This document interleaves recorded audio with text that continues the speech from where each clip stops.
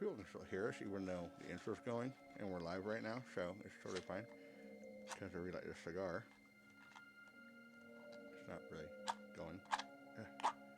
Strike anywhere matches, they say. Yeah, sure. Hi, guys.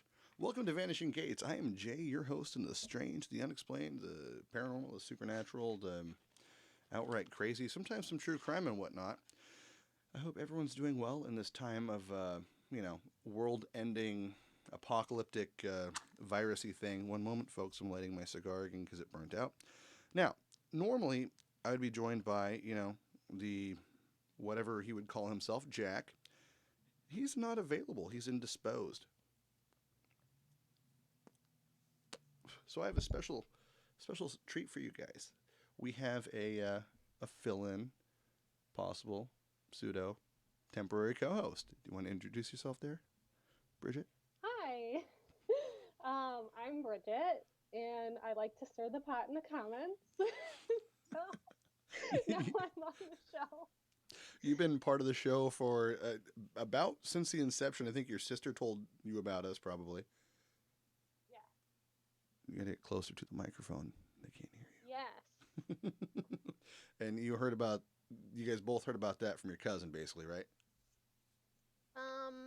I don't know how Aaron stumbled upon it, but I found out about it from Aaron.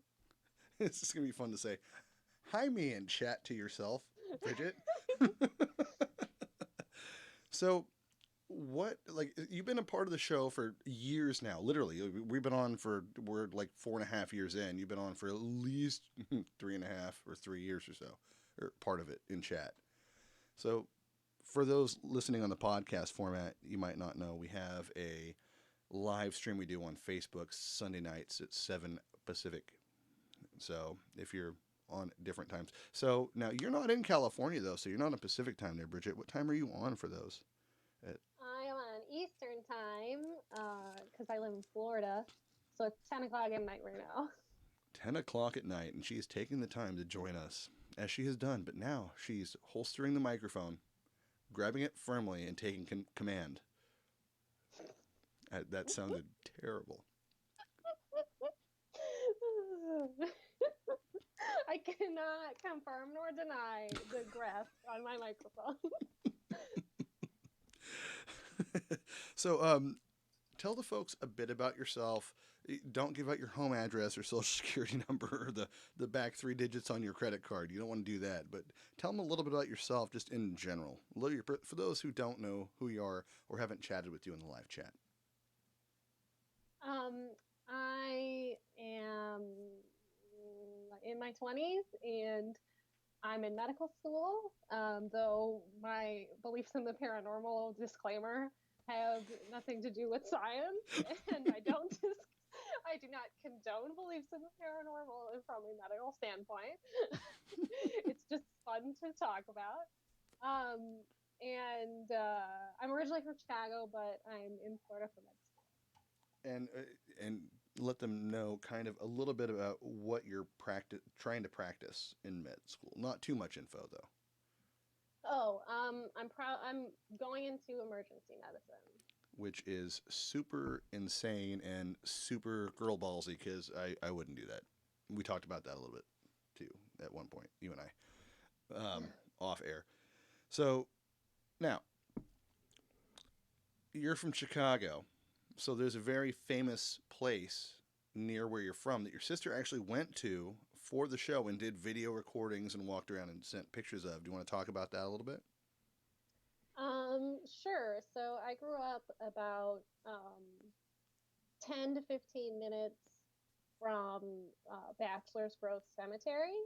Um, what it's mostly like famous for is what the Ghost Adventures have come there. But it was originally made famous by that picture of the lady sitting on the grave, the seated lady. Mm-hmm. So that is its big claim to fame. That people might have seen that because it was posted in the Chicago Sun Times. It was published, and then it's like all over a whole bunch of ghost websites. So. And there's also a thing about like a vanishing house, right? Like it just shows up and then goes away or something. Yeah, I have a whole like list of things. Well, okay, go over them. You're co-hosting. Yo, jeez. I don't want to run the show. No, no, no. Um, This is whole point is to get you out here to be like talking about it and be more comfortable and see if you like doing it. You know, it's simple. This is your okay. this is your tossing Yeah. you, and it's like the Spartans would toss their kids off the cliff and see if the wolves ate them or they killed the wolves. It's super simple. I don't think it's actually um, historical, but it looked good in 300. So um, so, there's like, I've got a bunch of things. I've got the things people see. I've got theories as to why people think it's haunted. And I've got a list of like the commonly seen spirits and if there's any story behind it. So what would you like to jump into? well, let's talk about your like walk-ins because you've been there, you've walked through it, Okay, you've so checked it my out. experiences is part of the list because I am a medical student, so I thrive on risk and organization.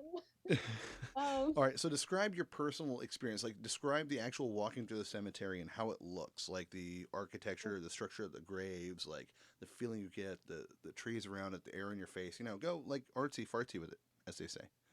okay, That's a super so scientific term.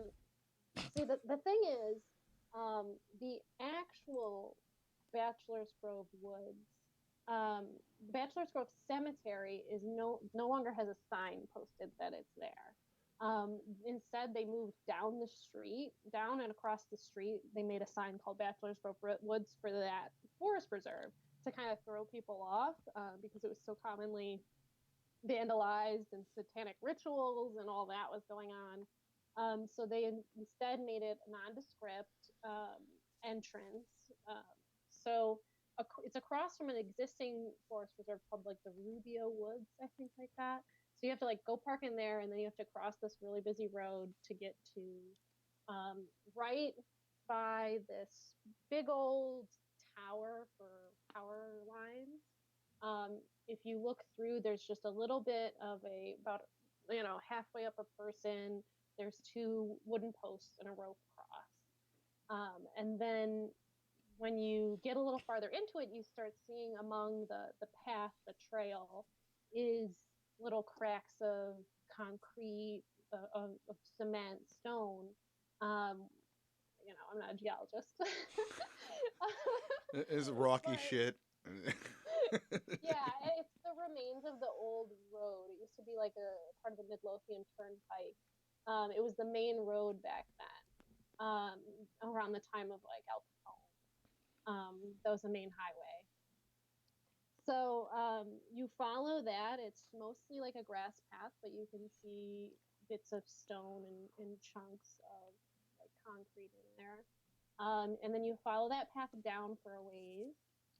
You see like little bits of the creek that kind of runs adjacent to it. And then eventually you reach these chain link fences. They used to, when I was, you know, haunting the place, no pun intended. my haunt of my youth. When you were the haunt, not the haunted. Yeah. When I was the ghost haunting those halls, there was chain link fence and it used to have barbed wire on the top. I guess they have since removed the barbed wire. I guess too many teenagers were getting hurt, is my guess. So Um, yeah. sorry, I just don't mean to interrupt too much. One question though. So I remember when your sister went and was doing the videos, and there's kids there hanging out like teenagers, and she's like, "Yeah, we're not supposed to be here because everybody comes out here. It's like make out lane kind of thing." I don't remember exactly how she said it, but it's like the cool place for teens to go and do stupid shit. Is it kind of the same thing you're talking about? Well, I was obviously never involved in that. I am a golden child. Thank you very much. Pure as the driven snow. Yeah.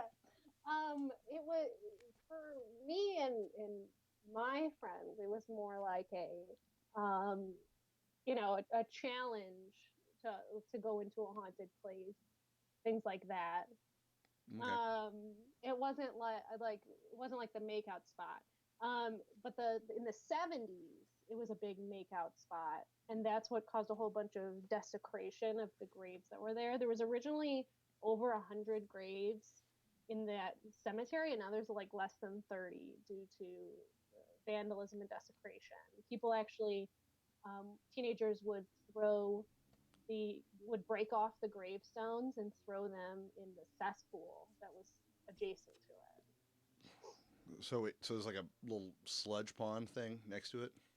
Yeah, so it's like a pond, but it smells like death, and for good reason too. Ironically, it's in a Uh, cemetery, so it's like a bog without the wonderful whiskey peat smell. Got it. yeah, it's pretty nasty.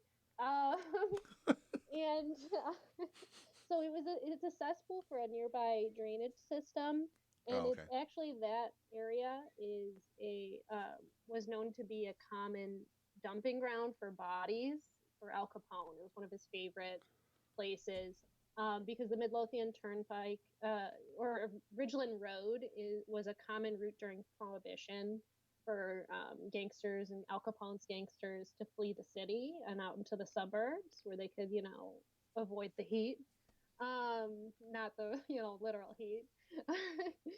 And so they would often throw bodies into that specific cesspool. I mean, it's hard to smell of death over the smell of shit, essentially. Well, it's like when you talk about how good Irish whiskey is versus like bourbon and Scotch. Irish whiskey's a little more mellow and soft and sweet.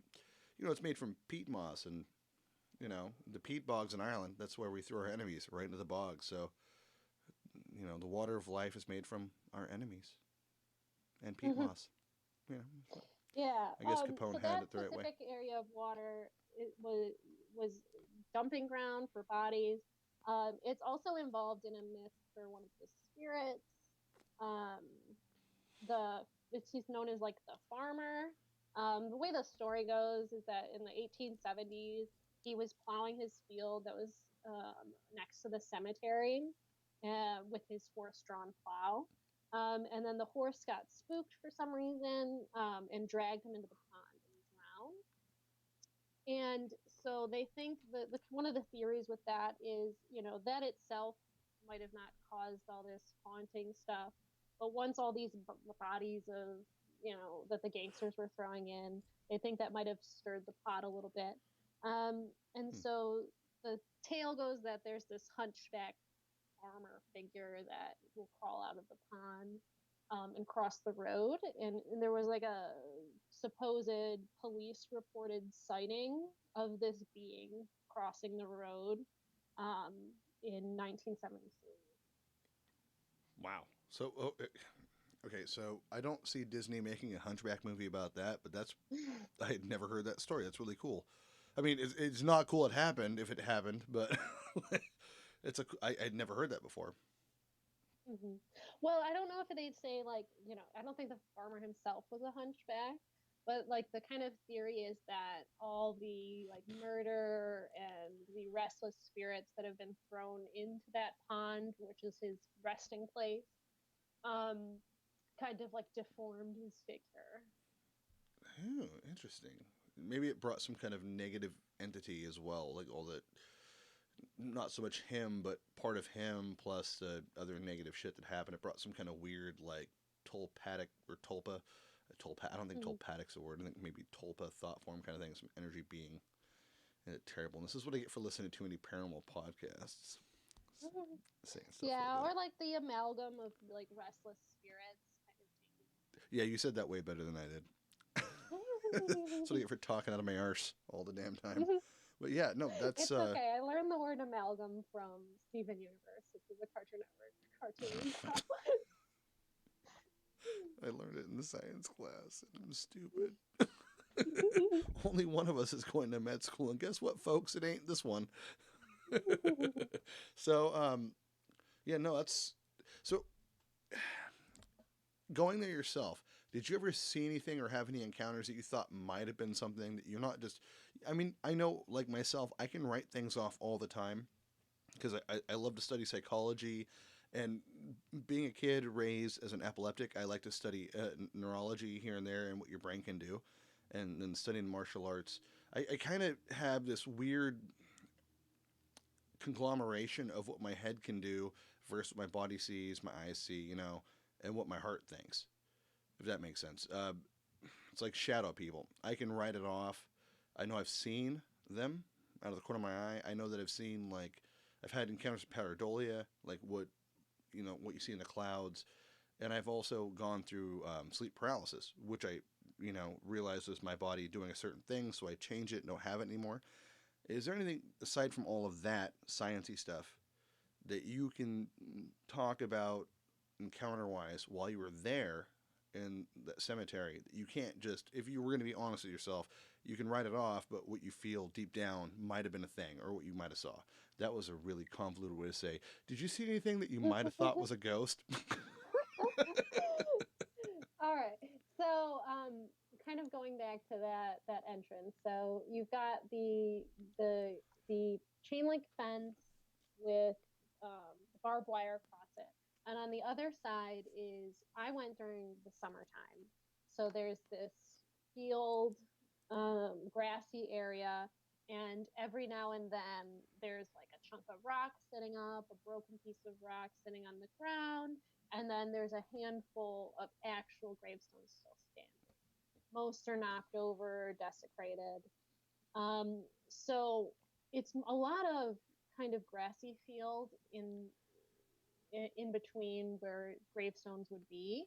Um, and so I went with my dad one time. I went with my dad, and he brought our dog. And we get into this little gated area, and the gates weren't actually really closed, but my dog wasn't bad. So my dad just let our dog off the leash, and it was the strangest thing. Usually, when you let a dog off the leash, and that dog, I think's Charlie, we'd let him off the leash, and he'd just run around erratically, as dogs are wont to do. But when he went here, he was running in set paths. He would make sharp turns. It was like he was running in specific paths, like he was avoiding certain things. So kind of running in like there was a grid-like pattern there, like a graveyard would Hmm. have, even when all the gravestones were gone. He was avoiding spots. Yeah, almost like he didn't want to step on hollowed ground kind of thing, like in terms of he wouldn't want to step on graves. It was very weird. Like normally dogs just run, but he was specifically stopping and turning and making 90-degree angles through this field, like he was avoiding things that weren't there. Huh. See, Mm-hmm. I let my dog off the leash, and that dog just goes erratic like crazy because she's trying to sniff everything she can find. Mm-hmm. I don't even like my Yeah, dog. and he's normally like that too. So that's like the one weird kind of thing. I personally have not gone at night, because you know You're an angel, and you've well, never done yeah, anything yeah, well, untoward I did ever. that was a little far from my house for a Oh, teenager without a license. yeah, I forget you're um only 12 years old. I keep forgetting that. Good lord. yeah, when I went there, I was a teenager with my dad, and I've gone there during the day, but I haven't gone there at night because as a teenager, I had better things to do, other places to wander, than try to get somebody to drive me to 15 minutes away. It was funny because, I have two cemeteries not too far from where I live. One super old, a block from my house, and it's actually sinking to the point where they're removing and they've changed a lot of the graves, the burial sites to the bigger cemetery. And I'm like, I'm used to being able to just walk into a cemetery and just check it out, and it's peaceful and calm and relaxing. But then your sister's like, "Oh yeah, I'm going to the cemetery." I'm like, "Cool." Thinking about it when she went to Bachelor's Grove, I'm like, and she's like, "Oh yeah, I guess technically, legally, we're not supposed to be here." I'm like, "Wait, what?" I'm like, "Is this safe for you to be there?" I was like worried and mortified. I'm like, "Don't get murdered in a cemetery for the sake of giving us content for this show, Aaron. What's wrong with you?" But it was Yeah, fine. so yeah, it's definitely off the beaten path. You're not, it's roped off, so you're not supposed to go there. But I mean, it's like the size of your hip, and they can't put it all the way up to the tree line. so you can just walk around It's it. totally it's totally safe to go there. Just as long as the rope covers your nose and the bottom of your chin and you don't touch your face, you're fine. I know that mm. um, when my sister went, she definitely had a couple weapons on her. We don't want to call that Oh out. well, I mean, she had pepper spray. That's not a She was weapon. protecting That's herself. spice. I mean, I cannot say that she did or did not have She's gonna weapons on she's her gonna watch this doorstep. and listen to this and call you later. She's gonna say the B word. I think a lot. Yeah, Bridget. Yeah, that's the Yeah, worst. Bridget, the word. Oh my goodness. So Bachelor's Grove in general. So you've heard the story about the disappearing house. What are your thoughts on that? How well do you know that story at all? Like, So the Phantom houses, you know, is there I more didn't than one or directly just that see one? one. So something that people often see there is they see like in the tree lines like a white farmhouse, Mm. and you'll see it, and they say it. You at first like don't really know that it's not supposed to be there if you're not familiar with the area, and often as the closer you get, it will disappear. So it's a phantom kind of farmhouse. Oftentimes people will see it, and when they get closer, they won't see the house. The house will disappear, but they'll look across the little creek there, and you can see the exposed foundation stones from houses that used to be there. So it's actually kind of cool that you'll see like the remains of the house when you get close, but from far away, it'll seem like the house is still there. So it's more like you think like tree line causes like pareidolia with the light and the skyline and everything. Um, I I'm not I can't speculate I mean, on that. all we do is But speculate. What are you talking about? It's all we're doing is speculation. Bridget, this isn't about science class. This individual, isn't yeah. doctor school. This is speculation school.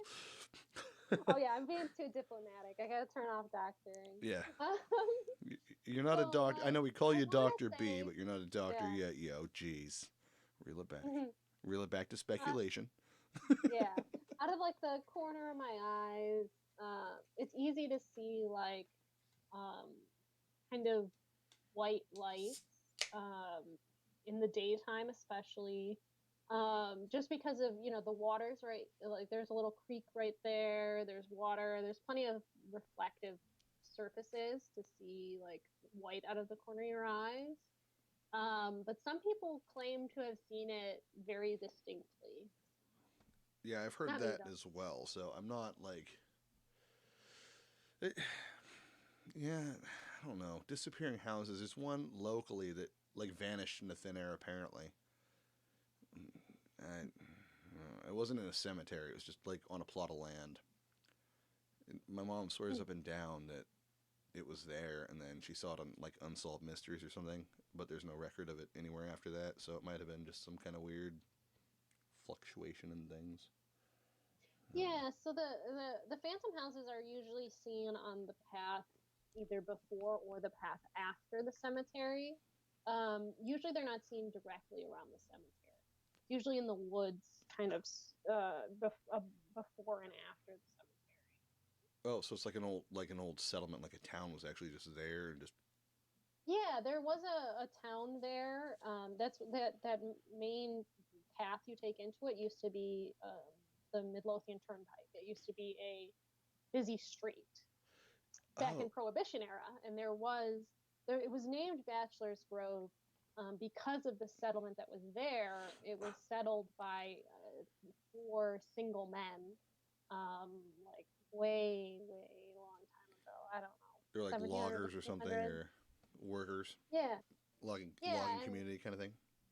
and it said that like they kind of started the area, they started a little settlement there. It grew a little bit larger, and then when railroads started becoming a thing, the people moved on to bigger and better places, and few remained in that town. So the town kind of grew and dwindled around that specific area. And I think that Midlothian is it Midlothian Road? That's where that hitchhiker story comes from. The ghost hitchhiker chick.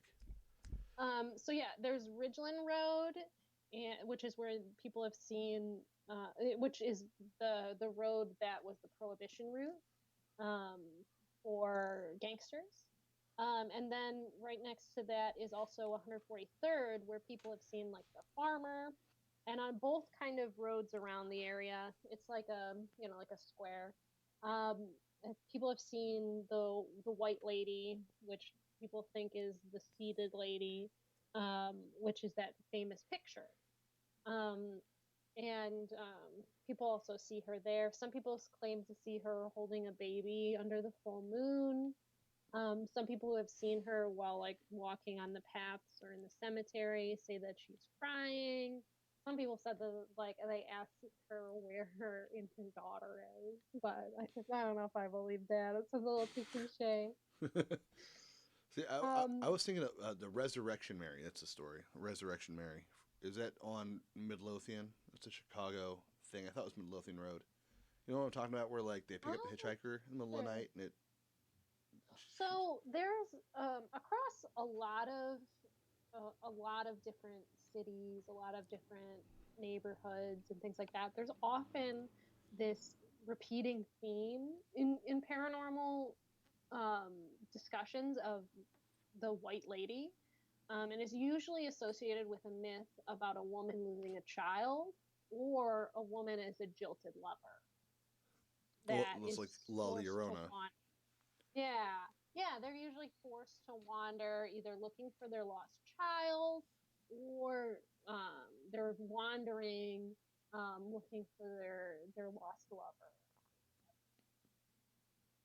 I like how you science that up so much and just butter people up to you. Like, I'm totally the next paranormal talk show person here, and all of your beliefs are bullshit. Just kidding. No, but I no, practice trying to balance.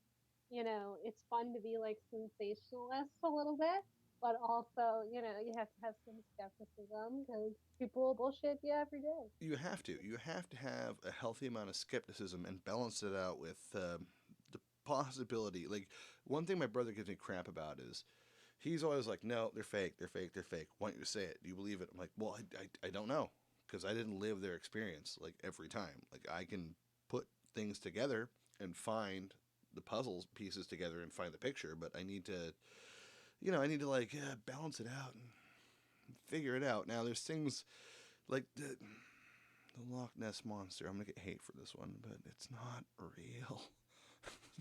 We know it's a fake. I'm sorry. We know the guy faked it. We know he faked it, and I get a lot of crap because I'm right. I'm in Bigfoot country. Like I'm not saying Bigfoot's not real. I'm gonna get shit for this. I get people telling me they don't like me for this all the time. Patterson Gimlet footage. I think it's a total hoax. I have no real belief in that. I've been to Bluff Creek. I've been where they filmed that footage at. I've been there. It's an hour and a half from my house. Maybe an hour and 45 minutes if you drive really fast. Depending on what, maybe 2 hours. I've been there. I've been right there, plus walking distance. I don't believe that footage is real. I don't. I'm sorry. I don't think it's real. Do I think Bigfoot's real? Probably. Absolutely. I have no reason to not believe that. But you have to, like, balance between what you can show and what you've experienced. But then you gotta also go, well, okay, what have other people experienced? Like the government's releasing this UFO footage now. Oh no, we filmed this, but it's just UFOs. We don't know what the shit that is. We don't know. Fuck it. Yeah, here's a plague. Enjoy the plague. We'll talk about aliens later. It's weird. It's weird timing. with with the Bigfoot footage, didn't they actually like the sons of the guy like come out when the guy was on his deathbed or dead and say that they knew that the father faked it? No. So what happened is one of the guys is still alive actually, and he is not a bad dude. I haven't met him, so I shouldn't be talking too much shit. One of the guys that I feel like completely faked this video, and if he ever hears this, come talk to me in person, and I will gladly have you on the show and have a conversation with you beforehand and prove me wrong. Um, Convince me yourself that I'm wrong. Uh, but there's a guy that came out in a suit. He said, "I'm the guy in the suit," and there was a book published like a year or two before that had the exact same image drawn by some guy's daughter with the jumpy boobs that Patty, because she's a girl Bigfoot. I know I'm making this boob symbol for those of you who are not watching the show, and like bouncing boobs with my hand because that's what I like. But whatever. But there's a guy that actually came out and said, "Hey, I made this suit," and the dude that did Planet of the Apes came out and said, "Well, I couldn't do that back in the day when this was happening." I'm like, "Dude, you made Planet of the Apes. You made some of the worst like pseudo-human monkey costumes ever. I know dudes that can do that, and I know dudes that can do their garage right now with a super low budget compared to what you have. That can make it look way more sophisticated. So I don't want to hear your crap. Like I'm a big Don't Halloween underestimate guy. the furries, man. Oh my gosh, I don't want to talk about that. You just snorted. Shut up. It's not recorded. Stop Look, it. I'm not like being mean to furries. You guys do your thing. You just if you invite me to a scritch, I might not fur pile. That's all I'm saying. But no, I know people like because I do the like special effects Halloween thing. I'm a big Halloween guy. I like to sculpt and build masks and stuff, and I like to make special effects. I like to build things. And I know dudes that could literally make that costume, but better in their garage, like right now.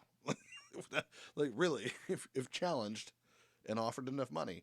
But this is in the '70s, and they're on that shaky camera thing because they're on horses, and it just happens to be right there. And I could be totally wrong, and I would love to have.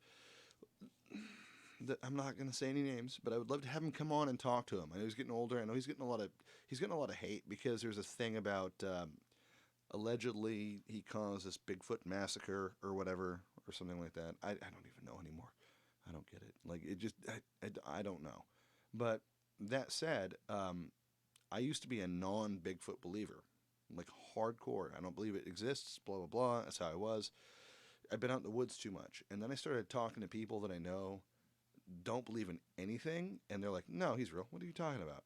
I'm like, "You're fucking with me." Nope, and they wasn't like that. So, I have it, I don't know. It's a weird relationship with me and Sasquatch. I completely believe there could be a North American land ape. I mean, if you think about the odds, it's not that bad. How many people see cougars in their life? Like I see mountain lions all the time. By cougars, I don't mean you wonderful gals that go to the bar and look for the younger folks. I'm talking about like mountain lions. Like you don't see a ton of them. You don't see a ton of their remains. So yeah, do I think that Patterson Gimlin footage is real? Absolutely not. So that's kind of the same thing. I want like I just love the way he walks in that footage. hmm It's very, it's the same sort of gait that I don't know if you've seen like Scary Movie. I don't know if it's 3 or 4, the one that's like a parody of Signs. And the aliens walk by like with that same gait, and it's just constantly like little joke that I have, like, and my husband's onto it. But like whenever there's like a weird open doorway or like one of those glass doors, I like to do that weird ass walk past the window randomly. so um, on the same note, we did a test with that because people like, oh, you can't walk like that as a human. So my other brother Jesse, not Jack, he's 6'8", and he's a scrawny, lanky mf'er. All limbs. Yeah, he's a short little guy, and we actually had him test walk that a bunch of times, and he can do the exact same gait without a problem. Like this Yeah. bobbing head and shoulders up, and so I'm. It makes it even harder for me to go. Yeah, it's totally Bigfoot. I'm more like, wouldn't they just like run under brush, even if they're big? Like gorillas, we thought weren't real forever, and those guys are big and they can move really fast, and they really big forearms, and they can just Yeah. run and bounce off the ground, and they can stand upright and run. Like we thought bears couldn't stand upright, and bears can stand upright and walk, no problem. We're I just mean, like stupid. apes have elbows. Like that gait is like pretending like you don't have elbows. That's how I. That's how I do it. And I'm in no way saying that I am not open to being proven wrong because I do still plan to do a Bigfoot expedition. Absolutely not a problem with that. I'm trying to do that. If I can You get, have to show us your Bigfoot call. oh my gosh, if I can get James Fay on for a Bigfoot Day, I've been trying to get Bobo on for days. He's a local, he's from my area. If I can get that guy on, I want him to prove me that I'm wrong, and I want to go take him squatching, like not squatching like I go look, but like camping in the woods 2 or 3 days without anyone ever going, just going deep, deep, deep in, because I think we can find them. Because I think they're really there. It's just I think our information is too small. We're basing it off the wrong information. You know what I mean? Mhm. Yeah, I mean, my biggest qualm with Bigfoot is where's the bodies? Where's the skeletons? Everything dies. Well, I mean, again, though, like, how often do you find mountain lion bones realistically? You don't find them very often. I mean, Lucy, you know, southern Uganda, that was a leg bone. And we built an entire evolutionary chart based on that. You know what I mean? Hmm. So, our understanding, like, and here's the thing, like, people say, oh, well, we have to go out and kill it to prove it's real. Well, yeah, probably, but also, do you really want to do that? Is that really what you want to do? Like, is that really a good Yeah. idea? Do we need to know that much?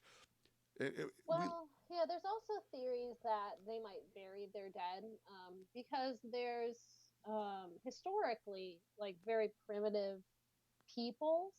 There's evidence that they might have buried their dead in secluded caves and things like that. Even people that are very primitive, very close to our evolutionary ancestors of hominids, where they think they might have buried their dead.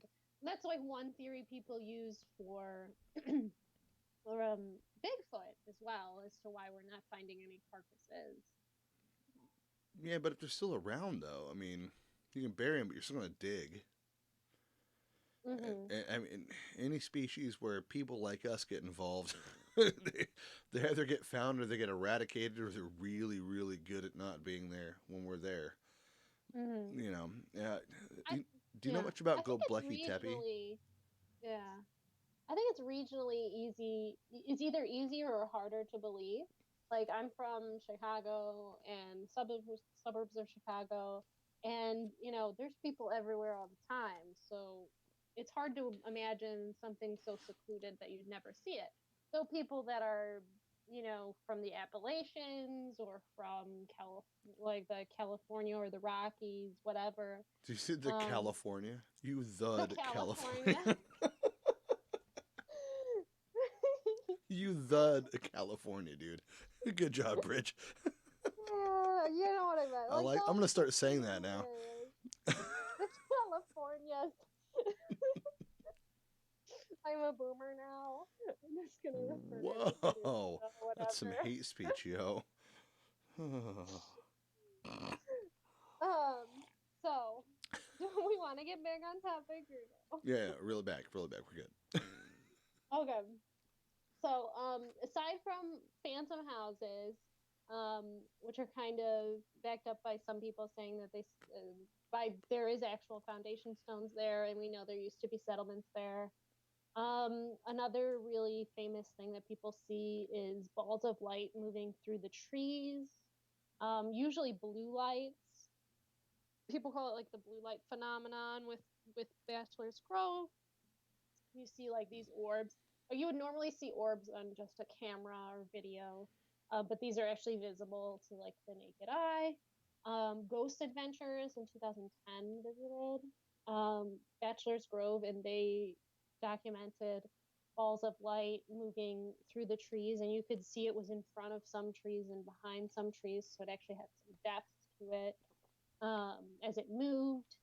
And they had, when they actually visited, they had um, police on all known entrances to the forest and kind of patrolling the borders of the forest to make sure nobody was to like interrupt um, their shoot. Yeah. I mean, teenagers find a way, but that's one of that was their big piece of evidence on there was this ball of light moving through the trees. And it was actually one thing that supports their evidence is that the forest it's thin right around the cemetery and the path, but very quickly gets very thick to where you can't really walk through it without making a whole lot of noise. And they didn't identify any like noises of crunching of branches or anything like that, and they could see where the ball of light was moving through the trees. So it'd be difficult for somebody to do that with um, a flashlight, say.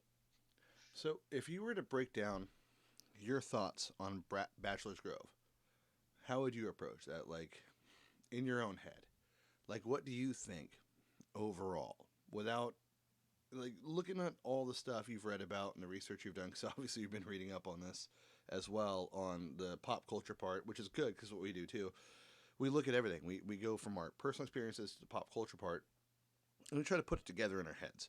So, what do you think overall of Bachelor's Grove Cemetery in reality, in like realistic terms Mm-hmm. yourself? And Yeah, well, in terms of the way that you perceive the world is colored by both emotion and your like thought processes. In terms of like emotion, whenever you kind of set foot, once you cross the threshold of that row, the deeper you go into it, the more of a heavy feeling you get. And the heaviest feeling is right around some of the most desecrated graves. There's a grave that sits called the Fulton Grave, and it just says Fulton, and there's several smaller stones around it. They have like the father and his death date and everything like that. But more specifically, is right around the infant daughter grave. It's just this really heavy feeling of like sadness and dread. It's one of the most popular like vandalized graves. It's really the site where a lot of like satanic rituals and things. Part of the things that the reason that they hid the entrance and changed the name of the woods down the road, they would often find like dead cats right around this grave, evidence of satanic rituals, and just regular old um, vandalism. So whenever you go to this grave, especially in the summer, the winter, everybody's forced indoors, but you can see people always leave little toys around this little infant daughter's grave, and they're often like really dirty and like half ripped up. Some of them are very clearly like people performed rituals on that specific thing. Like there's a noose around it, like this little pony's neck, or this little baby doll has a knife through the heart, or things like that. Um, just all around this specific grave. And it's just got this really heavy feeling of like sadness around it. In terms of my experiences with that, it's more like emotional, and that one with my dog, it was just kind of something that was really weird, odd behavior in an animal, especially one that I was familiar with that I can't really explain. so uh, now, as humans, scientifically, we do have energy, and energy leaves a trail. So, I mean, correct me if I'm wrong. That's my understanding of science so far, but I'm not that smart.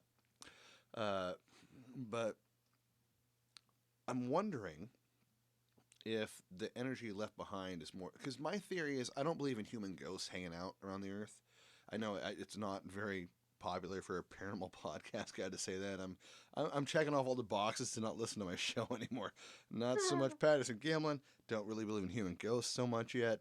But I know that we do leave a trace. I know that because if you get in the mouth, your mouth still hurts. You can still feel where the mouth, where the fist hit you. You know what I mean? Like, there's some basic physics behind it.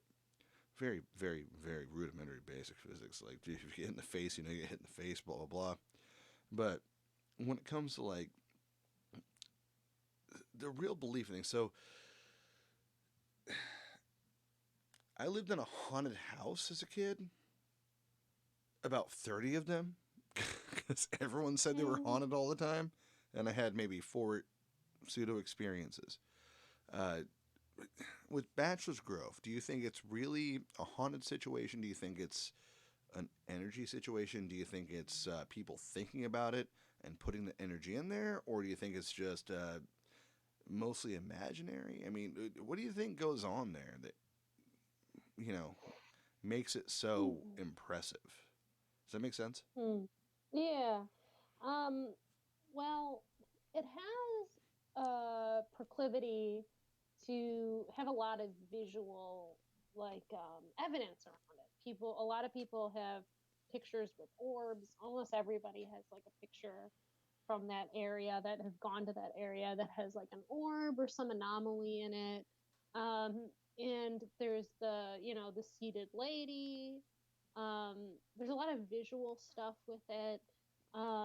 Versus a lot of other haunted places are more like EVPs and noises and things like that. So it is kind of unique in that way. Um, from my thoughts on the place is there is this like undeniable heavy, eerie feeling to the place, which, I can't say what would cause that, but that's obviously going to make people more on alert to their senses. And, any kind of stimulus can be interpreted in a certain way based on that. So,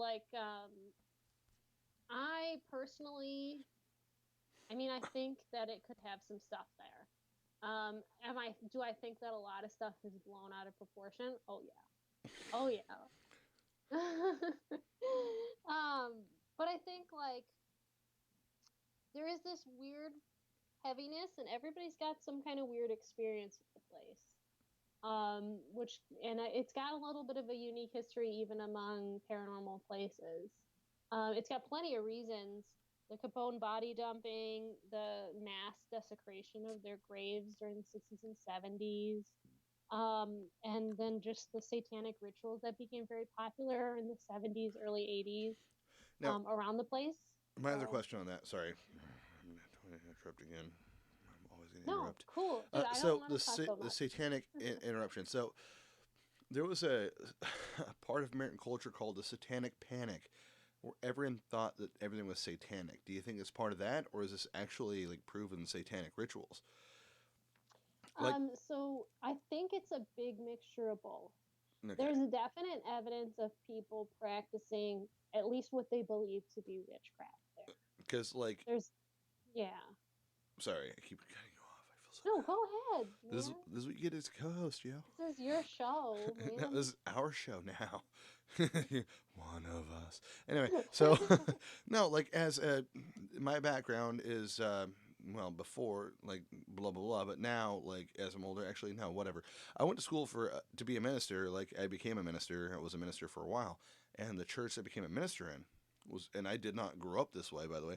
It was really really into the whole satanic panic. Everything's satanic. Everything's a ritual, and I've seen like certain things that were obviously people trying to be ritualistic, and then I saw things from my goth friends in high school that they did, and I'm like, that's not a ritual. They're just goth. So it's like, what's the difference? Are you like, what do you think is the bedfellow that changes from, you know, the strange bedfellow that goes between being cosmetic and being, you know, just really pretty. Pretty is a bad way to say Yeah, human I sacrifice, but I think see. you got the idea. One of the lines I draw is like animal sacrifices, and they would find plenty of those in that area in the like in that big area of desecration. There would just be teenagers partying and crap like that, destroying stuff. But also there was this subsection of people with symbols drawn on graves, and then a dead cat splayed open in front of it, and things like that. And it was really that, and obviously the partying, that drove them to change the name of the cemetery down the street to Bachelor's Grove, to try to divert people who are coming there for the sensationalism. Hmm. So I think there is satanic sort of rituals going on there, but I also heavily believe in that in the backlash of the hippie movement in the 60s and 70s, people being free and wild. Um, they A lot of times people that were druggies, partiers, they would try to paint them, in a light that was like they were evil, saint, and so the Satanist kind of thing, plays to that agenda. That So makes that could sense. definitely have part in that. Did you say that could definitely have a fuck it and then a part of that? I am a little deep into this, um, you know, sweet drink of mine. So Finally artesian ishkabaha, water yes. of life, as we would say in our native Gaelic tongue, which I mispronounced horribly. So for the three of you listening in Ireland, please forgive me and correct me in emails. We do have listeners in Ireland, apparently. Hey, it's Patty, so that's from Ireland. Patty's, good grief. Can't even go for a JMO or a Redbreast. Good God, son. I have Jameson, and I think I might prefer Patty's. So I've heard fight that me. from people. I've heard that a lot, and I could never I don't hate patties, but Yeah, around St. Patrick's Day, me and my husband went to the liquor store, and we got No, like an wait, hold array on. of On St. different Irish Patty's Day, whiskeys. we went to a liquor store. No one in the world's ever spoken that comment at all. It's a new So we one. went to the liquor store, and like one of those big warehouse ones, like where they got all sorts of things. And we got a lot of little tasters of different Irish whiskeys from Ireland. Mm. We got a big bottle of Patty's and a big bottle of Jameson, and we tried all the different Irish whiskeys. And Patty's might be my favorite. So Really? Huh. yeah, I Well, mean it's a little bit more mellow, I think, than Jameson. I'm going to have to send you some Mikey Collins. It's quite a bit better. I will accept any package that contains alcohol. And again, I'm going to send cigars too, and I want Justin to be smoking them in your honor. But I want to see his reaction as he lights up Justin and has smokes. never smoked a thing in his life. I know. He seems like a wonderful man. He is. He's my sweet boy. Poor guy's putting up with this. He's got to be great. So, Oh yeah. all right. Oh yeah. So, reeling it back a little bit. So, we've covered all sorts of BS as a fun time for your first time. Pseudo co-hosting, we'll call it that for now, or temp co-hosting. How's that sound for the Yeah. show? Vanishing Gates that you've been a part of forever. I mean, forever being like almost when we started. So, if your sister doesn't send emails talking about how we could have both done better to me, I'm going to be very offended because Aaron needs to get on the ball. Oh my god, I'm gonna receive like 10 fucking phone calls. Oh my, already dropped it. All right, so next week we talk about Rendlesham Forest. Sound good?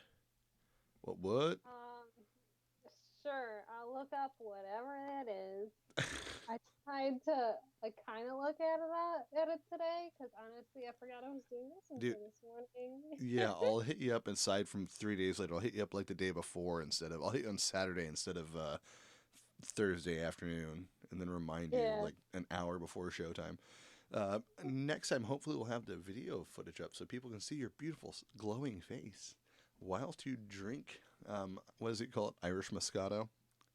Dope. I call Irish whiskey and 7 Up Irish Moscato. Yeah, It just gets sweeter. I had never even heard that. I made it up.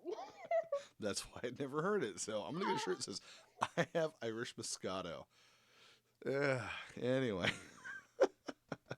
Anyway, folks, so please email us your stories, The Strange and the Explained, to vanishinggates@gmail.com.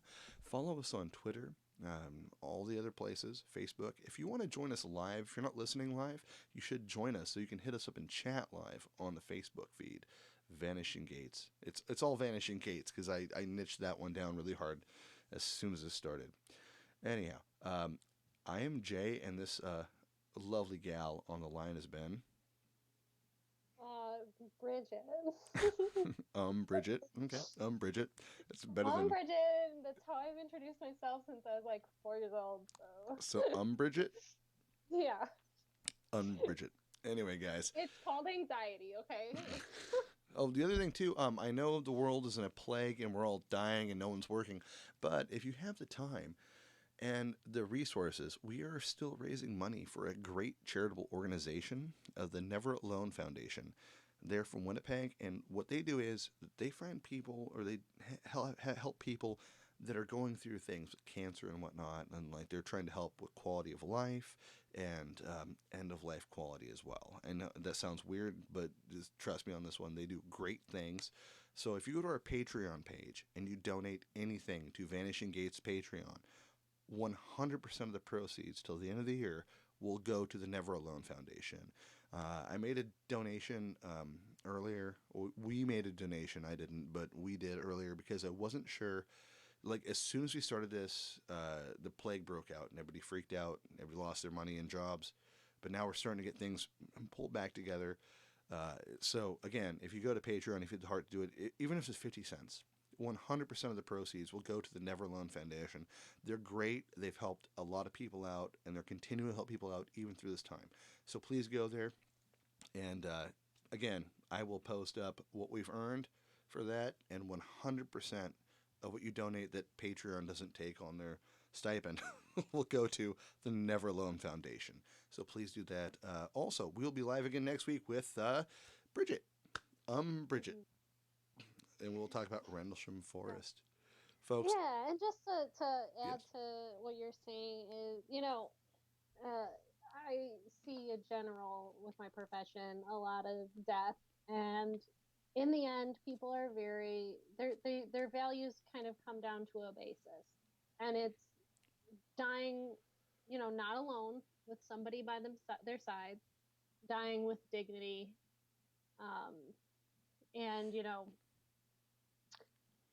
they just want their last moments to be comfortable and to die with dignity. So I think that's a very important um, thing to put your money towards.